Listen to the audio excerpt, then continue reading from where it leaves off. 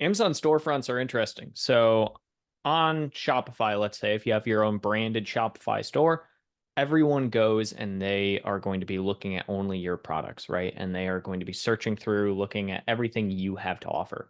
On Amazon, on the other hand, you're a lot of times going to be looking at essentially tons and tons of different brands. It is a marketplace, right?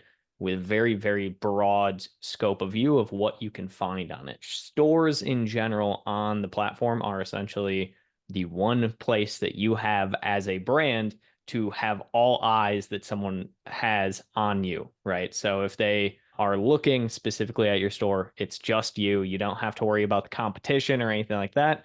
Once they click on your product pages, right back to the aspect of showing tons of other sellers. So stores really Right. are powerful in the sense of capturing the eye and keeping it only on you on Amazon. There was one brand, really a lot of sales, a lot of good reviews, good rating, and the other one was the same. But the main difference for me was that when I clicked on a brand name to access the storefront, one had a really nice looking storefront, really showcasing the brand name and the story and everything, really immediately showing me that they're serious brand and serious about their products. While on the other hand, when I clicked the other one, there was nothing. And so I immediately like, okay, I'm not gonna buy that. So it really, really makes a difference. What would you say that are some of the key elements that every storefront needs to have? Like, It's just one of the ones that I decided to pull up here. This specifically is just Nature's Bounty, huge, huge brand on Amazon and in retail across the entire US. A big thing when it comes to a storefront is you have a few different sections. You specifically have your banner. So this is typically going to be utilized just to expand on what your brand name is, show your brand motto, whatever that might be. Then you have your actual search bar. So you have everything that you want to have people click on. This is modular, right? So we can essentially choose and pick whatever it is we want to show up here. After that, that's when we get into the actual store aspect of things, right? Nature's Bounty does a really good job of how they lay out their store. They start off with a just easy ad commercial video for their product, giving easy, people are happy with their product, love that. Straight into their actual value prop. So, what is the purpose behind their type of products, right? And then into the different categories that they have. And they, instead of having, a specific bestseller or hair and skin like they do up in here, they say what each one is for. So, play, heart health, thrive, digestive health, adapt. And each one of these is a different little bubble that you can click on and it takes you to those areas. The one aspect where I think they are messing up a little bit, they have two of the same exact bubble. Difference is this one is not linked. Past that, instantly into all of their products, right? So they sell supplements, they sell pretty much anything you can imagine. They're just showing their products in order based on their brand and type. So you can see every single one. This, in my opinion, is how a brand store should be laid out. They are essentially giving you options to click in. The only thing in a brand store like this that you'd want to look at changing would be the idea of having a little bit faster appeal to products. Obviously, they have them all here. They have their different ones up here in the bar. You can go through all of their different categories of depending on what you're needing. But that's the only area where essentially you're going to run into some issues when it comes to actually having some engagement on the platform and on your store is they just don't have their products front and center.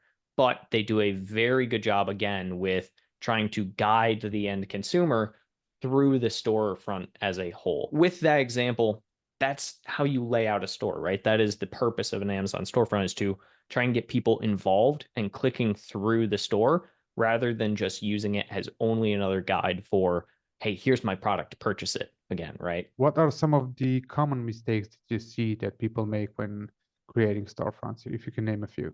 I think some of the common ones that I see are people who try and treat a storefront the same exact way that they would a Shopify store. Nature's Bounty, honestly, is a little close to that if it wasn't for the fact of how they laid everything out. They laid everything out really, really well. But again, I think the big part is not pushing their products in a way, not doing correct linkage. That's one I see a lot where people will not have the correct link. So, for instance, one of those boxes, if you click on it, it would just take you right back to the store instead of to a product, maybe. Out of stocks being like the first thing that someone sees, that's horrible, right? If someone clicks onto your store, imagine it's a Shopify store again, and someone clicks into your website and they see the very first thing is a giant banner that says, "Hey, sorry, we're out of stock on this."